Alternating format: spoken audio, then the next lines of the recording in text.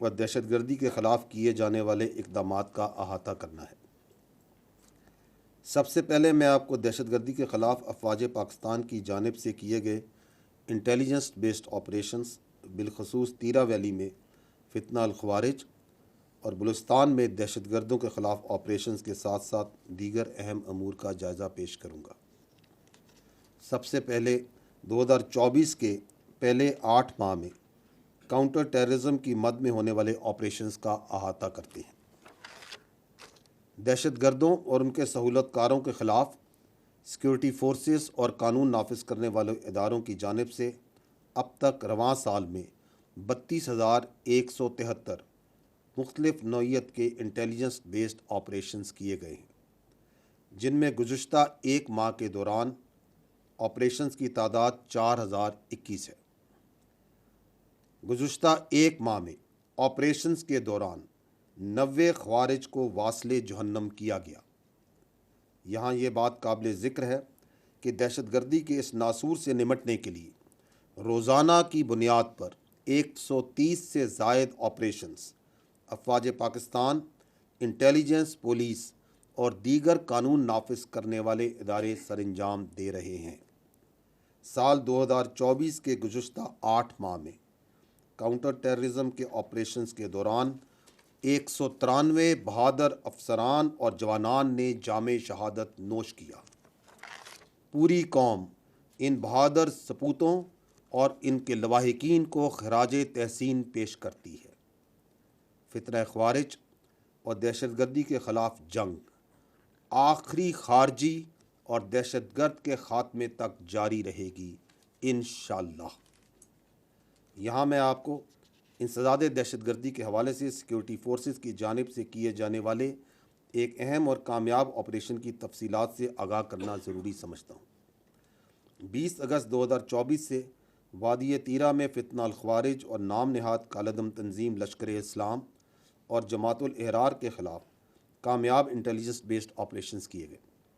یہ intelligence based operations ٹھوس شواہد اور درست معلومات پر مبنی تھے، جس کے نتیجے میں فتنہ الخوارج کو بڑا دھچکا لگا۔ ان انٹیلیجنس بیسڈ آپریشنز میں سیکورٹی فورسز نے اب تک 37 خوارج کو جہنم واصل کیا، جبکہ 14 خوارج زخمی ہوئے۔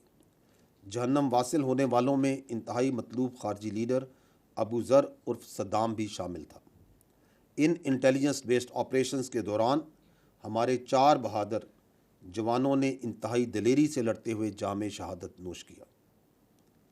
اسی طرح کے انٹیلیجنس بیسڈ آپریشن سے دہشت گردی کی لعنت کو ختم کرنے کے لیے سیکورٹی فورسز کی بہادری اور عزم کا منہ بولتا ثبوت ہے۔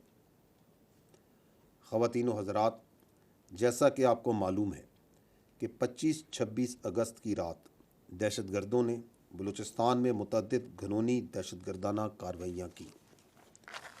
یہ کارروائیاں اندرون اور بیرون ملک دشمنوں اور ان کے سہولت کاروں کی ایما پر کی گئی، جس کا مقصد معصوم اور بے گناہ افراد کو نشانہ بنا کر بلوچستان کے پرامن ماحول اور ترقی کو متاثر کرنا ہے۔ سیکورٹی فورسز اور قانون نافذ کرنے والے اداروں نے جوابی کارروائی کرتے ہوئے کلیئرنس آپریشنز کے ذریعے 21 دہشت گردوں کو جہنم واصل کیا۔ ان آپریشنز کے دوران عوام کی جان کی حفاظت کرتے ہوئے سیکورٹی فورسز اور قانون نافذ کرنے والے اداروں کے 14 سپوتوں نے جام شہادت نوش کیا۔ ہمیں معلوم ہے کہ بلوچستان کے عوام میں احساس محرومی اور ریاستی جبر کا ایک تاثر بھی پایا جاتا ہے، جس کو بیرونی ایما پر مخصوص عناصر ایکسپلائٹ کرتے ہیں۔ وہ اس لیے ایکسپلائٹ کرتے ہیں تاکہ بلوچستان میں ترقی اور عوام کی فلاح و بہبود کا جاری عمل خوف و ہراس کے ذریعے متاثر کیا جا سکے۔ جب دہشت گردوں کے خلاف کارروائیاں ہوں گی، جب ترقی نہیں ہوگی، تو اس سے احساس محرومی اور ریاستی دراندازی کا بیانیہ مزید بڑھے گا اور دہشت گردوں کے سرپرست ریاست کو مزید مورد الزام ٹھہرائیں گے اور اس گھنونے کھیل کو جاری رکھ سکیں گے۔ 25-26 اگست کی رات کو دہشت گردی کے جو واقعات ہوئے وہ اسی مذموم بیرونی ایما اور فنڈنگ پر کیے جانے والے جاری شدہ کھیل کا حصہ تھے۔ یہ کرنے اور کروانے والوں کا اسلام سے، انسانیت سے، بلوچ روایات اور اقدار سے کوئی تعلق نہیں ہے۔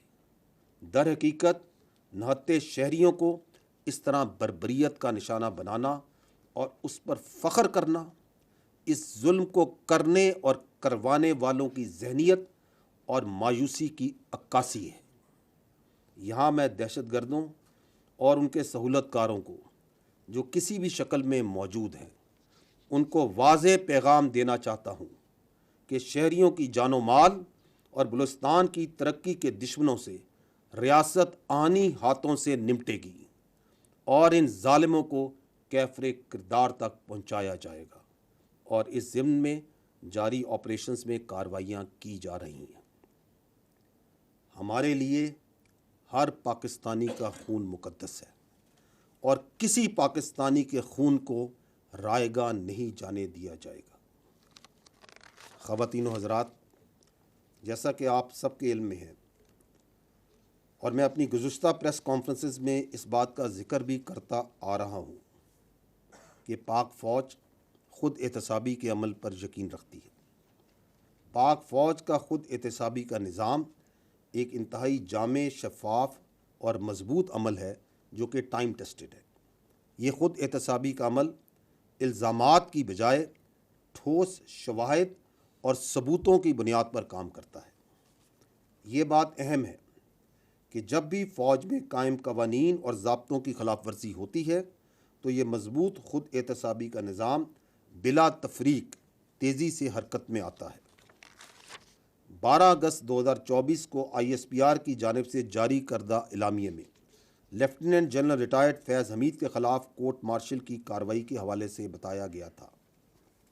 لیفٹیننٹ جنرل ریٹائرڈ فیض حمید کیس کے حوالے سے اگر بات کی جائے تو ٹاپ سٹی کیس میں ریٹائرڈ آفیسر کے خلاف باضابطہ طور پر درخواست موصول ہوئی۔ پاک فوج کے نظام احتساب پر مکمل اعتماد رکھتے ہوئے یہ معاملہ منسٹری آف ڈیفنس کے ذریعے پاکستان فوج کو بھجوایا گیا۔ اپریل 2024 میں پاک فوج کی طرف سے ایک اعلیٰ سطح کی کورٹ آف انکوائری کا حکم دیا گیا تاکہ اس کیس کی مکمل تحقیقات کی جا سکیں۔ ٹھوس شواہد پر مبنی تفصیلی انکوائری مکمل ہونے کے بعد 12 اگست 2024 کو پاکستان آرمی نے باضابطہ طور پر آگاہ کیا کہ متعلقہ ریٹائرڈ آفیسر نے پاکستان آرمی ایکٹ کی دفعات کی خلاف ورزیاں کی ہیں، اور یہ کہ متعلقہ ریٹائرڈ آفیسر کے حوالے سے ریٹائرمنٹ کے بعد پاکستان آرمی ایکٹ کی خلاف ورزی کے متعدد واقعات بھی سامنے آئے ہیں۔ ان بنیادوں پر فیلڈ جنرل کورٹ مارشل کی کارروائی کا آغاز کیا جا چکا ہے۔ خواتین و حضرات، یہ سمجھنا انتہائی ضروری ہے کہ پاکستان آرمی ایک قومی فوج ہے اور اس کا کوئی سیاسی ایجنڈا نہیں ہے، نہ ہی یہ کسی سیاسی جماعت کی مخالف ہے اور نہ ہی طرفدار۔ فوج کا ہر حکومت کے ساتھ پیشہ ورانہ اور سرکاری تعلق ہوتا ہے، جس کو آئین اور قانون کے قواعد و ضوابط میں مناسب طور پر بیان کیا گیا ہے۔ یہ بات جاننا اہم ہے کہ اگر فوج میں کوئی شخص اپنے ذاتی مفادات کے حصول کے لیے کام کرتا ہے یا اپنے ذاتی فائدے کے لیے کسی ایک مخصوص سیاسی ایجنڈے کو پروان چڑھاتا ہے تو پاک فوج کا خود احتسابی کا نظام حرکت میں آ جاتا ہے۔ ثبوت و شواہد کی روشنی میں ذمہ داروں کو ان کے اعمال کا جواب دہ ہونا پڑتا ہے۔ جاری شدہ خود احتسابی کا عمل اس بات کی ایک اور دلیل ہے۔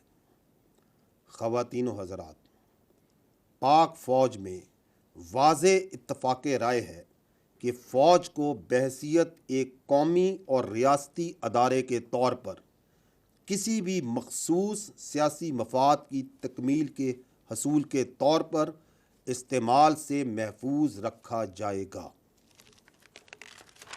میں یہاں بتاتا چلوں کہ متعلقہ افسران کو قانون کے تحت حقوق حاصل ہوں گے، جیسا کہ اپنا مرضی کا وکیل کرنے اور اپیل کا حق وغیرہ وغیرہ۔